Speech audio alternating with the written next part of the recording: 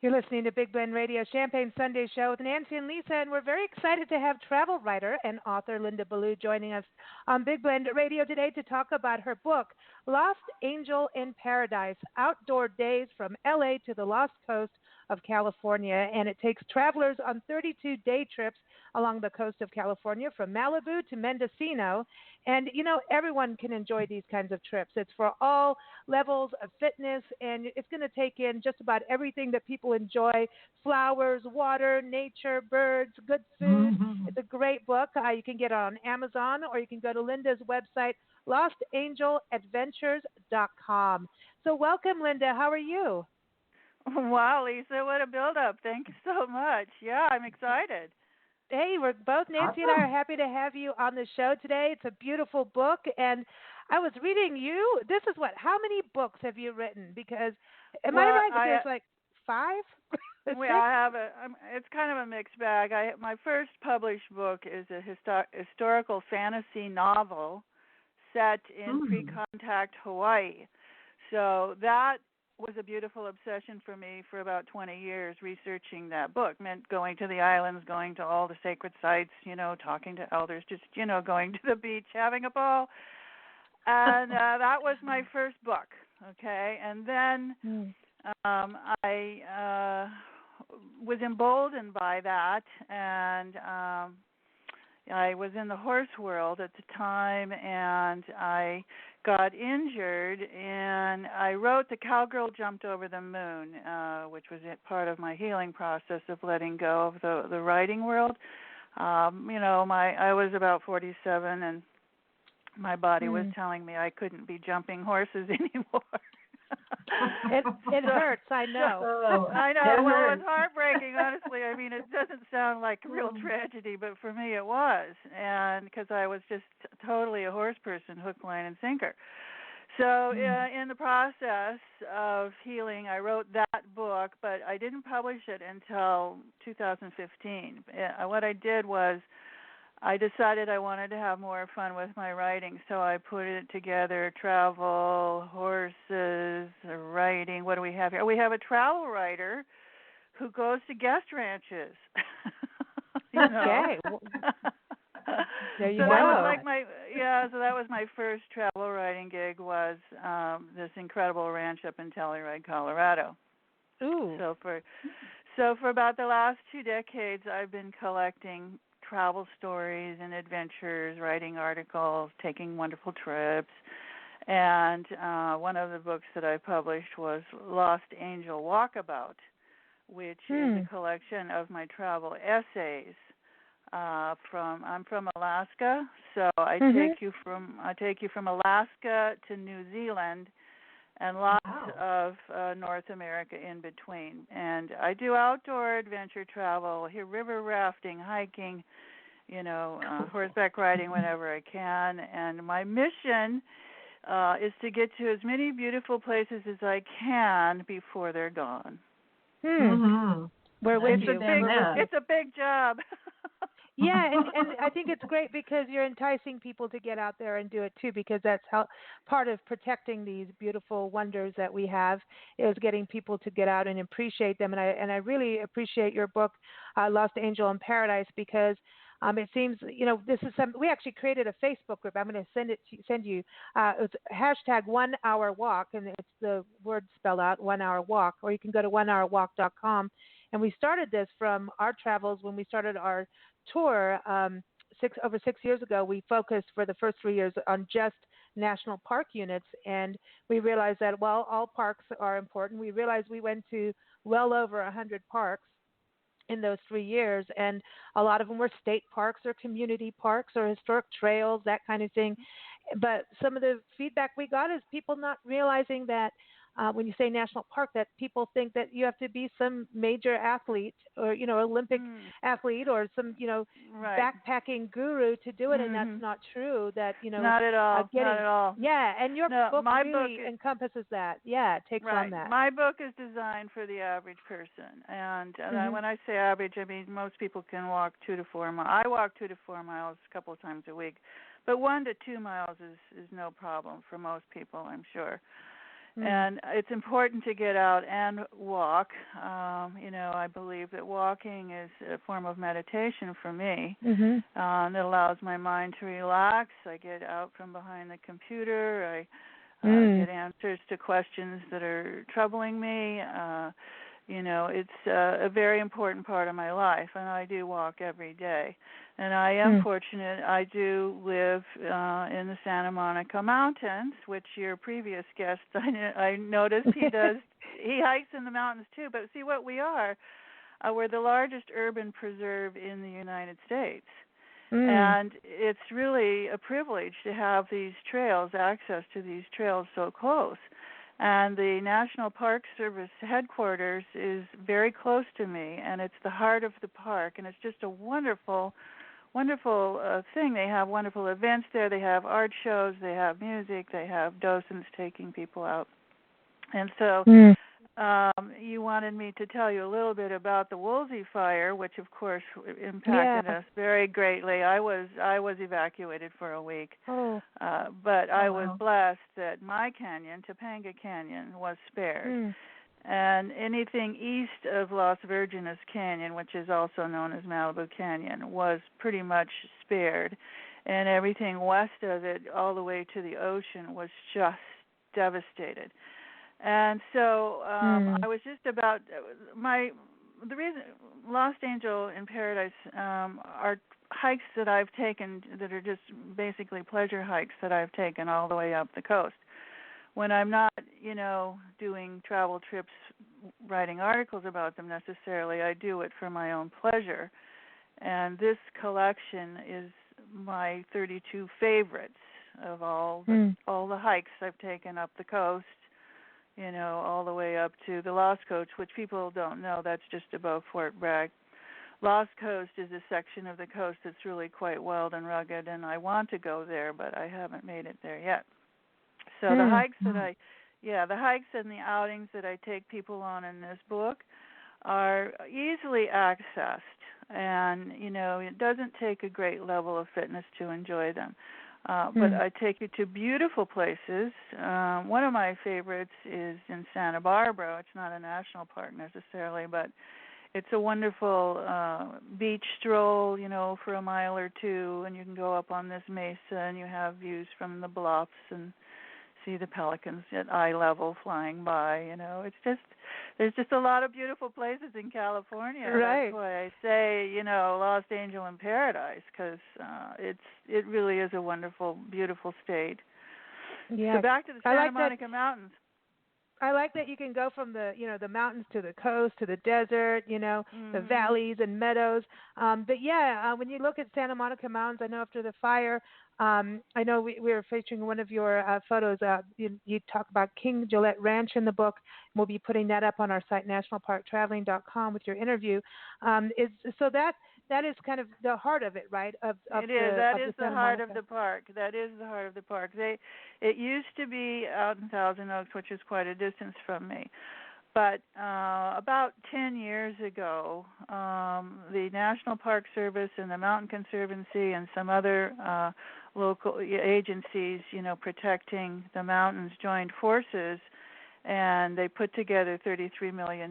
It was a real nip and tucker. We almost lost it to development, which is a tremendous threat here because we are right next to, the urban growth, and they're always, trying to take little nibbles out of the park. But people stand up and they fight for it.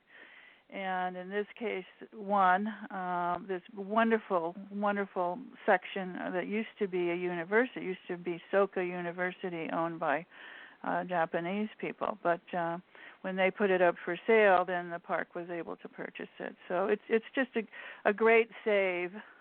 Well, you've had to fight for, California. I remember years ago, even back when we first started our show, I think it was about 10, 11 years ago, the state parks for the second time were being threatened of closures. And then won that, and then it started all over again. And then finally, we did a lot of shows, a lot of Cal Parks there's a Cal Parks organization that stands up, like Friends of the California State Parks that we worked with on the shows, and even NPCA, the National Parks Conservation Association, got involved because, like, the Redwoods is connected. It's a National Park Service connected with state. It's like that in a lot of areas. But that's the thing. I think that's what's so important about books like yours, getting people, oh, okay, I can go take like a little day hike or, a walk and just, get back out there, but then hopefully be able to stand up for, making sure the land is protected. So parts of Santa Monica National Recreation Area, they're still open to go out and explore? Oh, yes, absolutely. And you wanted to know about Sandstone Peak. That was an area that was hurt badly in the fire, and it was closed, but it is now open again. And that's like a 6-mile loop that is really gives you a sense of the wildness of the mountains. There's, no telephone poles or anything to remind you that you're in the city. And it takes you into a back canyon where the rock climbers are hanging off the rocks. Hanging off cliffs. Bless them, And then up to the highest point in the park, which is Inspiration Point in Sandstone Peak, which is 3,000 feet. I mean, we're not like the Rocky Mountains. It's not, 14,000 peaks. But you do have stunning views of the Pacific, and and you're really getting out away from the city. I used to do that hike every New Year's Day just to prove that I still could. But now I've spread my wings, and I hiked in the Rocky Mountains. That was like 10,000 feet. Pretty good. Yeah. There's a difference. You have to learn. I mean, for us, getting into Colorado after we've been in southern Arizona for the last few years, and then off we go. Let's go up to Colorado, and the next thing you know, like, oh my gosh, don't look down, don't But it's so beautiful, and you just have to kind of take time to acclimate and drink a ton of water.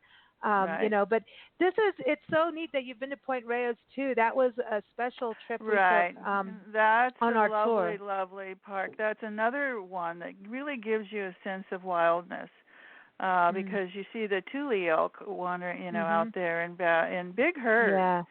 And I love the Limitar estuary particularly because that road takes you to not just the ocean side, but you can hike up into the mountain, and there are a lot of birds, and I'm a birder.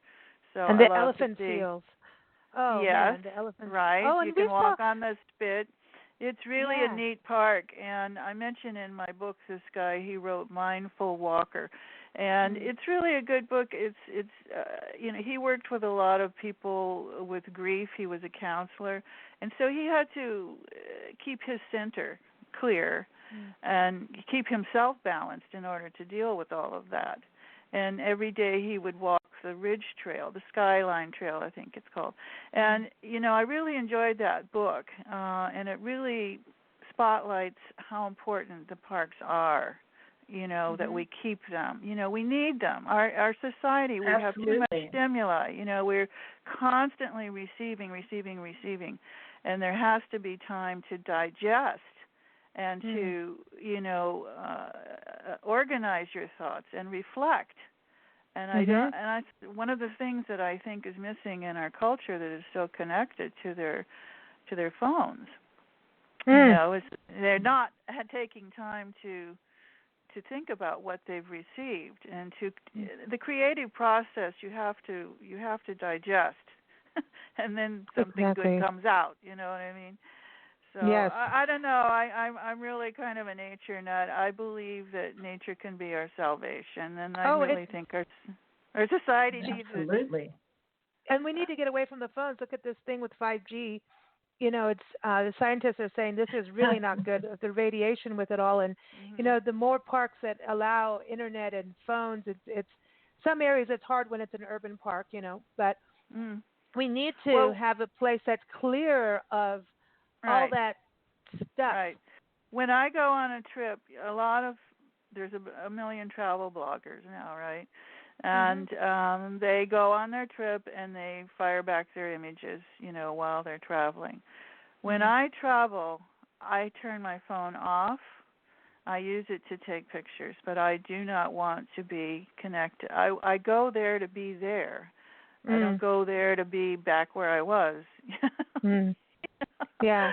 So No. I go there to absorb the beauty of the place, to listen to the birds, and I find it very distracting to be called upon to be sending back messages constantly. So I don't do it. I write articles. I have a column on the National Association of Baby Boomer Women. I write a column for them, and I have a column here in the local paper, Adventure Travel column, and I write articles. And I like to save my best images for my articles, because once you post them online, they're out there, they're gone. Yeah. So I have an old-fashioned approach. I've been a writer all my life, and the writing, I'm a better writer than I am photographer. And the writing process requires, I think, introversion and quietude, and that's another reason why I like to walk. I know that walking gives you that breath of air, and then, like we say about, that mindfulness and meditation part. It's, to me, it's between that and if I get any sleep, it's in the morning where you walk, and then it's like, oh, everything you were stressed out about or not thinking clearly, it just comes within a second. Like as soon as you're out walking and you just kind of do nature, and just be aware. That's the thing. I think we've become a very unaware society in a time where we're being bombarded, right, Nancy? It's something we talk about all the time, that we're not aware. Exactly. How many times have we been in, a park, and someone will walk right by like a deer and their baby, a baby deer, Absolutely. and not see it. It happened just the other day. And they have their earbuds in, and they're listening to something, and they're not there. The great gurus in the world say, "Be here now." The great thinkers have always tried to get us to live in the moment and to be in the present, and not, and that's what I find troubling, is when you go into nature. I mean, I have nothing against music. I mean, I think music is a wonderful thing. But when I go into nature, I don't want to have earplugs. I want to hear the birds and the sound of the water and the wind, and also I want to listen for animals. On my walk yesterday, there was a buck, there was a doe and her little fawn, and there was a rattlesnake. So I mean, you want to keep your eyes open. When you asked me about hiking tips or travel, for local hiking here, I want people to always carry water. There's no drinkable water in the mountains. We're in a Mediterranean climate. Whatever streams there are polluted with runoffs from gardens, pesticides, and things like that. You cannot drink the water here. And by the way, you cannot drink the water most places. They have Giardia and other things. So, up north. So always carry water, and always be wearing the proper footwear. Don't be wearing your flip-flops, which I see the kids doing all the time. Don't you? Yeah. Well, actually, that's really funny. When we were in, was it Fort Bowie, Nancy? Fort Bowie National Historic Site in southern Arizona. It was July, and I mean, it's hot, in southern Arizona in the summer. And it was end of June, early July. And the park ranger that met us, it's a 1.5 mile hike in, something like that, to get to the visitor center. So you're going through, Sonoran Desert. It's actually where Chiricahua and the Sonoran Desert meet. And you hike through, and we're like seeing tarantulas, and of course there's snakes. And she said so many people drive up, get out of their car in their flip-flops, and decide to go to the visitor center through the desert. It's like insane. Maybe the Apaches it's very, very foolish. Yeah. And the hikers, most of the hikers that get helicoptered out, why? They were just very, very foolish. But the other thing you should do is tell someone where you're going. Even here in the Santa Monicas, which are, pretty close to urban outlets, you can get lost. And you need to tell people, just let someone know. I mean, I hike alone. I know these mountains. But but when I do hike alone, I definitely let someone know which trailhead I'm going on, And rattlers are a big issue here. We're semi-desert, and you just have to, you want to be able to hear the rattler. So if you have earplugs in, they're very gentlemanly. They will let you know that they are there. Mm-hmm. They feel your body heat before you get to them, and they will start rattling. Unless they're asleep and you on the side of the trail, and you almost step on them like I did once, and I jumped 3 feet in the air to get away. You know what I mean? But I was looking. But what happens sometimes is you go inward, and you're not paying. You need to pay attention here and everywhere, not just here. I mean, there are rattlesnakes all over the place.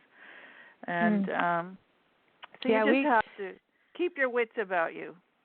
Yeah, we lived in Kenya and South Africa and did a lot of outdoors and living in the bush. And Nancy, how many times do you think we should be dead now by snakes? Yeah, really. Dead by if they weren't watching.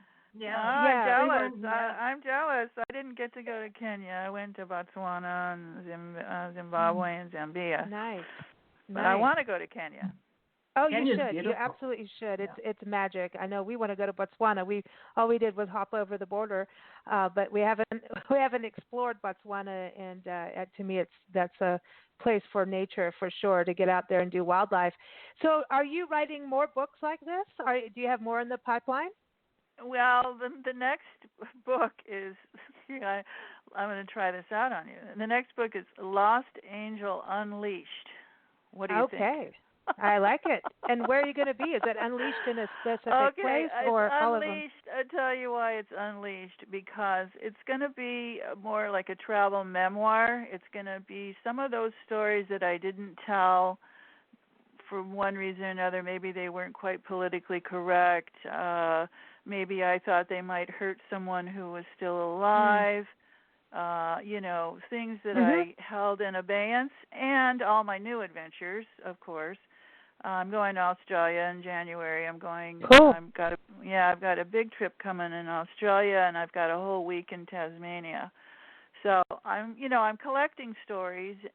The travel collections are essays, not articles, meaning what was most memorable for me? Why was it important to me to be there? That sort of thing. Whereas Lost Angel in Paradise is really a guide. It's a handbook.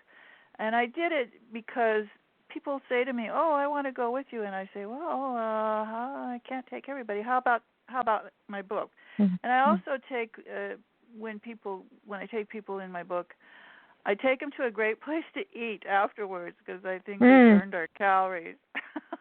Exactly. Every little hike or beach stroll has a great place to eat at the end of the day, because that's the way I am. Well, we always we take our picnics, but we have our little wine time. A friend of ours, John DeGrazio, takes people up to the top of El Capitan and Half Dome in Yosemite and things like that. And he said, whenever you do these epic adventures, you shouldn't be he's like, take the granola. He's like, get over it. Take pizza if you want to go to the top with pizza. You need to, celebrate the activity and the work and really enjoy it. So we take our wine everywhere we go. We have our well, isn't it good idea? The parks are our living rooms. That's how we look at it every day. We have a new living room or dining room, and we look out and we have our picnic and our wine and hang out with the birds and go for more of not a bunch, obviously, because you got to walk. That's right. You got to have that after. Well, I'm going to get to go to Yosemite for the first time in my life in September. I'm really quite excited about it, because I did a horseback trip in the John Muir Wilderness on the backside out of Bishop. So I have been, and I've read a lot about it. And my little heroine in Cowgirl Jumped in the Moon, she goes up to the High Sierras, and the John Muir Wilderness is very special to me. And I, read a lot about it and love it. It's ethereally beautiful, but it's I've never been through the front door of Yosemite. It's just been. I tried to go once, and it was just too crowded. I mean, that's one of the things about our parks is you want to go on the off season. I think that's definitely something you want to think about. 'Cause Yeah, I that's just what we came do. back from. I just came back in April. I went to Zion and Bryce. I'm sort of checking off the list of those national parks I haven't been to yet. That I just feel like, come on, you got to see them. So, I loved it. I loved Zion particularly. And in April, they said the kid on the bus with me said, "Oh, this is nothing." There were tons of people, and he said, Yeah. "This is nothing," And I went, "Oh, okay." Yeah. But Try I got to raft the Grand Canyon, river raft the Grand Canyon, which was an incredible experience. And if of one thing that I would tell people, they're always asking me, what's the thing you should do before you die, your favorite trip? I really think rafting the Grand Canyon is a life-changing kind of an experience. And I call the article I wrote about a destination into deep time, because you keep going lower and lower and lower until you're in these rock formations where the rocks are like bubbled because of the weight of the earth on them, and they're almost like plastic formations, and you have these these grottos and fern canyons. I mean, it's just magical. It's really something. And I got to sleep on the beach, in the open stars. And you're on the river for 6 or 7 days. And it's really a great trip. I couldn't recommend it high enough. And it's close. I mean, for us here in the U.S. For you, especially. Yeah, well, we travel full time, so for today it's here. But next we're going east next, so we're following the Arkansas River to Natchitoches, Louisiana, Little Rock, and then up to Kentucky, to Springfield, Kentucky. So hopefully, we'll get back out to Zion. It's been a few years since we've been to Zion. I did want to ask you, if you were to take a 1-hour walk with anyone anywhere in the world, where would you take that 1-hour walk? Who would you take with you that you want to sit and spend that time with and, really connect with someone alive or passed on? So where would it be, and what are you going to talk about? Good question, huh? Oh, gosh, a 1-hour walk. Yeah. Well, I'm going to do the Cradle Mountains in Tasmania, which is a walk that I've been wanting to take. I'm not going to be able to do the whole overland track. I'm just going to be able to walk around Dove Lake, which is about an hour and a half walk. I'll be by myself, so I'm going to take my readers with me. I will be writing about the experience and sharing it that way. That is the way that I connect with the world. My other half is not a hiker. I love him, but he's not an outdoor person. I have friends that I hike with, but I have to say that a lot of my travels I do solo. Does that answer your question? Are you there? I'm sorry. I'm there. I'm there. Are you? so you're going to be in Tasmania. The only thing I would say is watch out for those Tasmanian devils. Devils, yeah. Watch out for them. But yeah, so it's cool that you've got more books in the pipeline and you're trekking around the world. How many countries have you been to now? I haven't traveled to as many as a lot of the globetrotters that I read about. I am into natural beauty, natural wonders.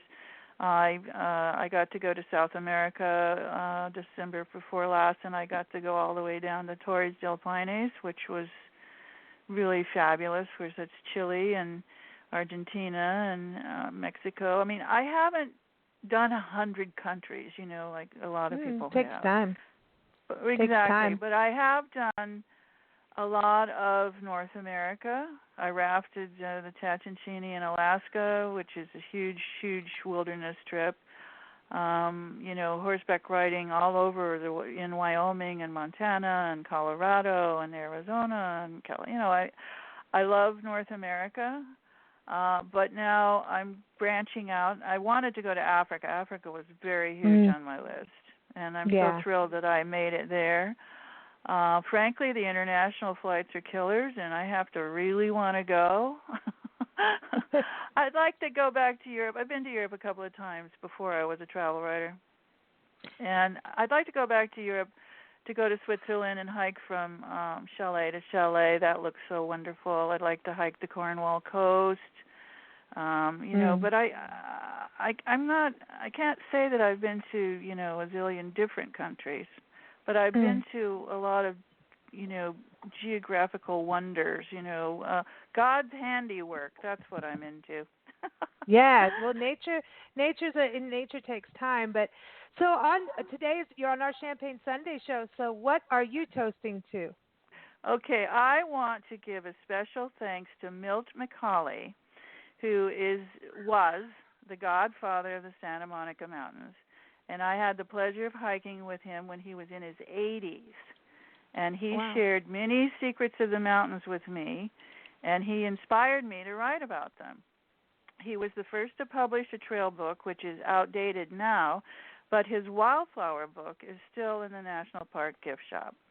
And awesome. he believed that if he got people out on the trails, they would be more likely to care about the future of the mountains. So he is my mentor, and I am most grateful that I had the opportunity to walk with him. So I believe that the secret to youth is to fill your mind with beauty. And I walk in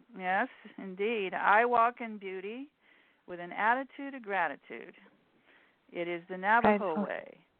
That's right, Hazho, in search of balance with yourself and harmony with nature and your society. Right on.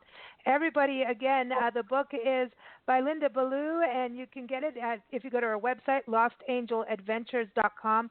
You can also keep up with her other books and travels. Go to LindaBallouAuthor.com. That's BALLOU. And also the book is called Lost Angel in Paradise, Outdoor Days from L.A. to the Lost Coast of California. So go check it out. And you can also get it online. I'll get it through Kindle, so you can have the actual interactive links to the different destination websites as well. So that's really handy. And we want to thank the International Food Wine Travel Writers Association for being a co-sponsor of today's show and of this segment. You can go to their website, ifwtwa.org, especially travel writers and bloggers. Their conference is coming up on November 11th through 13th. This year, 2019, in beautiful Santa Fe, New Mexico. And Nancy and I just came back from there. And Nancy, I think we should go back. Don't you? It was too much fun. Oh, that sounds great. I want to go. Yeah, you should. You should check them out. It's ifwtwa.org, and awesome place. You want to go walking. There's like hikes like in Bandelier. There's Tent Rocks. It's just a magical destination. I want to go there. You should, for sure. It is absolutely and really good food. Really, when you talk about Southwestern food, Mexican flavors, Spanish food, oh my gosh, it's it's a good thing we did a lot of walking. Yeah. Can I just say I want to let people know that when I first published the book, I did it as a Kindle because they have a free app that allows you to download it to your phone. And all the links are live there. And the reason I did it is because I thought, well, people can take this on a road trip on their phone. So the print book is a companion book that people asked me to do because they went, well, I'm not that techy. So I just want people to know that. Anyway, thank you so much for giving me the opportunity to share. Thank you for joining us. And we're going to play a song for you. We always like to play music for our guests. And I was going, okay, she lived in Hawaii, and I went to Hawaii, wrote about Hawaii, and also California. So this is the perfect song. It's Going to California, old Led Zeppelin song, but it's covered by Makana. Makana is one of the top slacky guitarists in the world. And this is, oh, you do know him? Okay, so this is off of his latest album, Ripe. And you can keep up with Makana at makanamusic.com. And I think it's time, Nancy, we need to get him back on a show. He's doing all kinds of talk about world travel, man. We miss him. It's been a while, but here it is. I thought this would be a good fit for you, Linda. So here it is, Going to California. Thanks so much for joining us. Thank you. Thanks, Linda. Take care. Happy travels. All right. Bye-bye.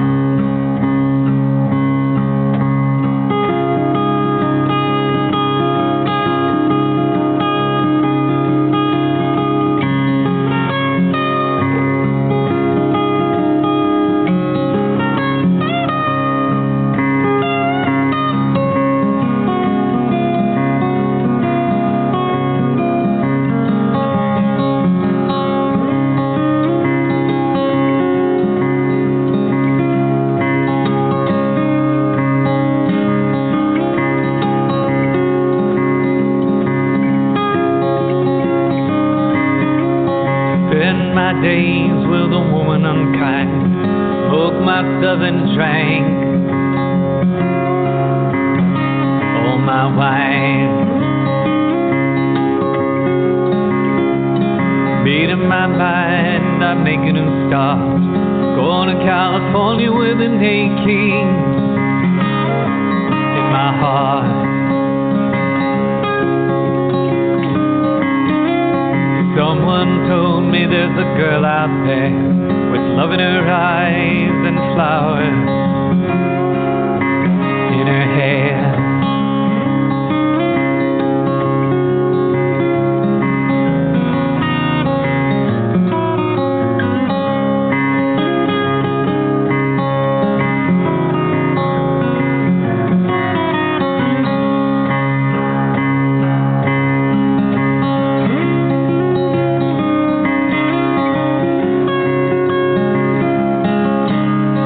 Took my chances on a big jet plane.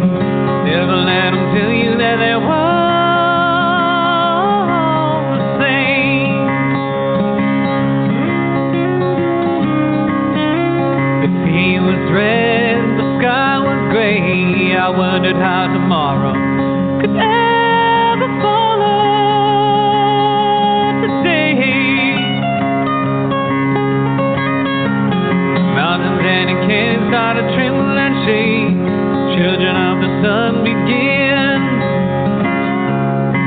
to awake. Seems like the rock of the Gulf gonna punch on the nose and a stall to the floor. I think I might be sinking.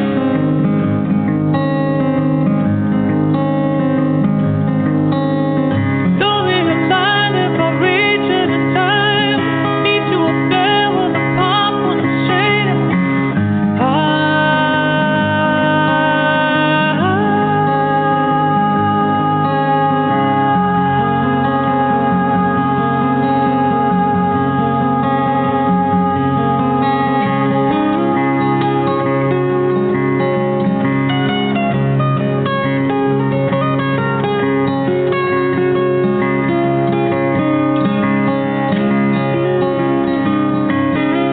To find a queen without a king, to say she plays guitar, she cries,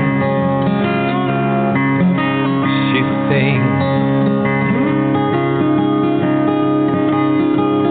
Ride a white mare in the footsteps of dawn, trying to find a woman who's never, never, never been born.